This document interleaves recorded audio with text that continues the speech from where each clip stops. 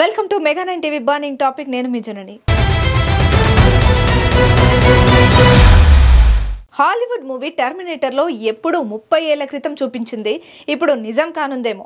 Artificial intelligence ఇప్పుడు అన్ని రంగాల్లో వినియోగించడానికి ప్రయత్నిస్తున్నారు. దీని ద్వారా పనులు సులువుగా పక్కగా అవుతాయని భావిస్తున్నారు. రక్షణ రంగంలోనూ ఏఐ సేవలను వినియోగించుకోవాలని చూస్తున్నారు. దీనివల్ల ఎంత ఉపయోగం, అసలు రక్షణ రంగంలో ఏఐ ఎలా ఉపయోగపడుతుంది, భారత్ ఈ విషయంలో ఎలాంటి అడుగులు వేస్తోంది?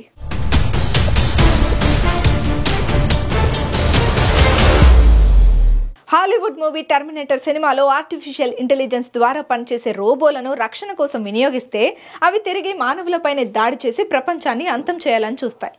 అదే సినిమా. ఇదే ఇప్పుడు నిజం కాబోతుందా అంటే ఏమో, కావచ్చు. ప్రపంచంలోని చాలా దేశాలు ఇప్పుడు రక్షణ రంగంలో ఆర్టిఫిషియల్ ఇంటెలిజెన్స్ ను వినియోగించుకోవాలని చూస్తున్నాయి. దీనికోసం వేగంగా అడుగులు పడుతున్నాయి.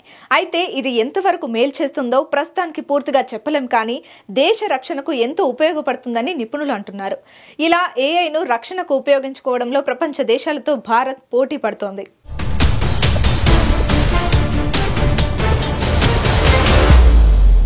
అంతర్జాతీయ సరిహద్దుల భద్రత ఒక దేశ సార్వభౌమత్వానికి కీలకమైన అంశం. ఈ సరిహద్దులను రక్షించడంలో ఆర్టిఫిషియల్ ఇంటెలిజెన్స్ రోబోలు విప్లవాత్మక మార్పులను తీసుకొస్తున్నాయి. ఈ రోబోల వల్ల ఉపయోగాలు చాలా ఉంటాయి. ఏఐ రోబోలు 24 గంటలు ఆగకుండా నిఘాను అందిస్తాయి. ఇవి కఠినమైన భౌగోళిక పరిస్థితుల్లో కూడా పనిచేయగలవు. మానవ సైనికులకు సాధ్యం కాని వాతావరణంలో కూడా ఉండగలవు. ఈ రోబోలు సమాచారాన్ని విశ్లేషించి రాబోయే ప్రమాదాలను తక్షణమే గుర్తిస్తాయి. దీనివల్ల సైనికులు వేగంగా స్పందించే అవకాశం లభిస్తుంది.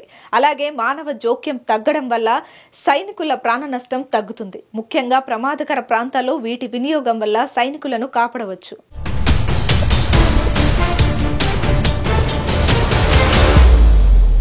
భారతదేశం ఈ దిశగా గణనీయమైన ప్రయోగాలు చేస్తుంది. ఐఐటి, గౌహతి ఏఐ ఆధారిత రోబోలను అభివృద్ధి చేస్తున్నాయి.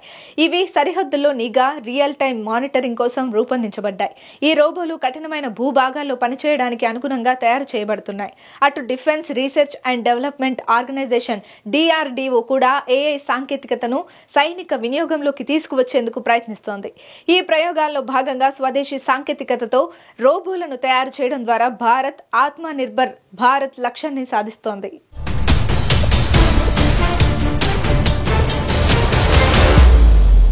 ఐఐటి గువాహటిలోని DA Spatio Robotic Laboratory Private Limited అనే స్టార్టప్ అభివృద్ధి చేసిన ఈ రోబోలు రక్షణ పరిశోధన అభివృద్ధి సంస్థ నుంచి గుర్తింపు పొందినట్టు తెలుస్తోంది.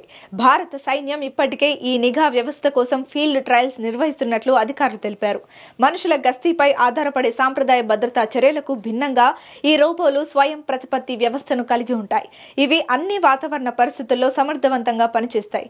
నావిగేషన్, ఏఐ ఆధారిత నిఘాతో కూడిన ఈ వ్యవస్థ సరిహద్దు రక్షణ, కీలకమైన మౌలిక సదుపాయాల నిఘా, వ్యూహాత్మక రక్షణ విషయాల్లో ఓ విప్లవాత్మక మార్పు కానుంది. జాతీయ, అంతర్జాతీయ భద్రతా విషయంలో ఎదురవుతున్న సవాళ్లను తట్టుకోవడానికి ఏఐ ఆధారిత అత్యాధునిక నిఘా పరికరాలను అభివృద్ధి చేయాలనేదే తమ లక్ష్యమని తయారీదారులు చెబుతున్నారు.